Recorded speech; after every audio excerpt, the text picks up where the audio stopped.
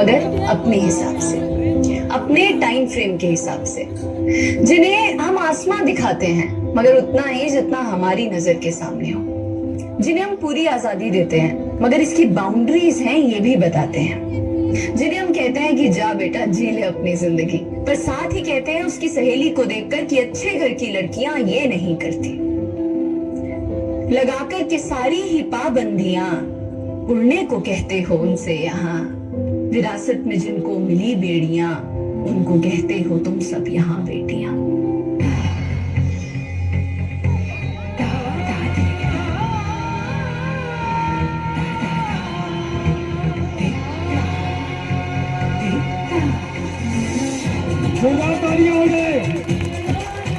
बजाइए बजाइए।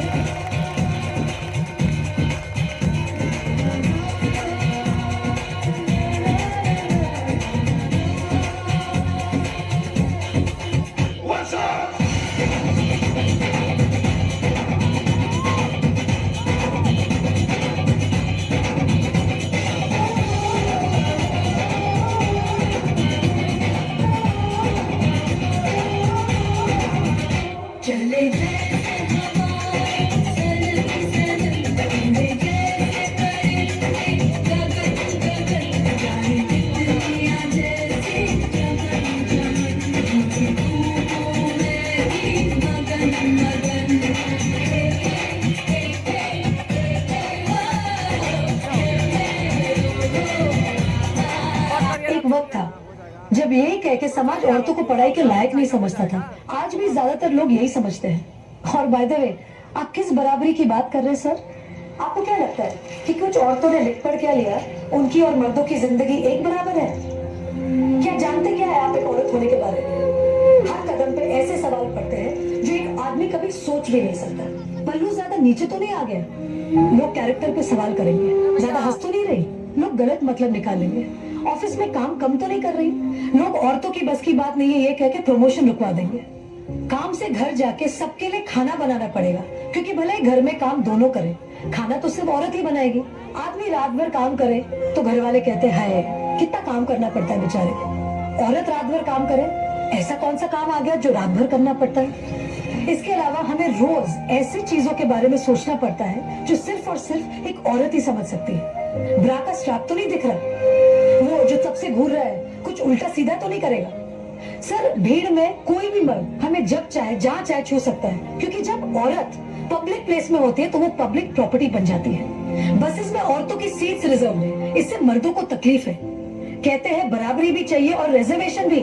अरे जब हर महीने आपके बदन से पानी की तरह खून बहेगा, सर फटेगा और पैर फूल जाएंगे ना, तब हम औरत मर्द की बराबरी की बात करेंगे। इसलिए कृपा करके औरतों को क्या करना चाहिए और क्या नहीं, इसमें अपनी एनर्जी बर्बाद ना करके औरतें क्या चाहती है उन्हें वो करने का मौका तो मिलता रहे, इसके बारे में हमें सोचना चाहिए। बराबरी तो बहुत दूर की बात है सर, फिलहाल हिस्सेदारी मिल जाए ना, वही बहुत है।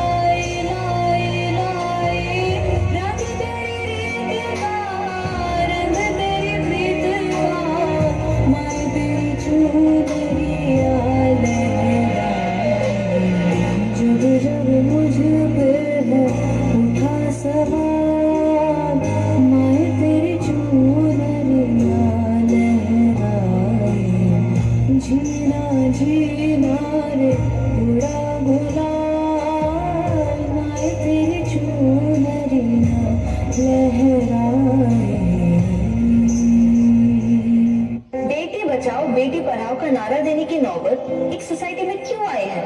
ये सवाल अपने आप से नहीं पूछेंगे आप? हमारे पेरेंट्स कर्जा उठाते तो बेटों की पढ़ाई के लिए और बेटियों की विदाई के लिए।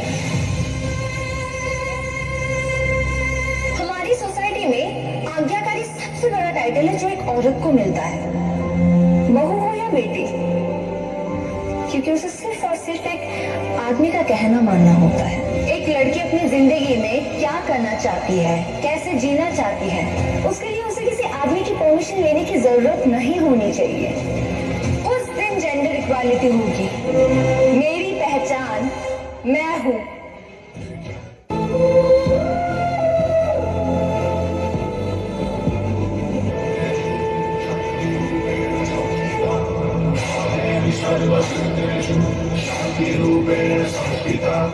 आज से आन मेरी मैं तुमको ना छूने दूंगी, जान को चाहे चलनी कर दो मान को ना छूने दूंगी। छूके देखो दिल मेरा तुम्हें दिल में अपने भर लूंगी, पर छेड़ देखो तुम मुझको मैं तुमको नहीं छोड़ूंगी, मैं तुमको नहीं छोड़ूंगी, तुमको नहीं छोड़ूंगी।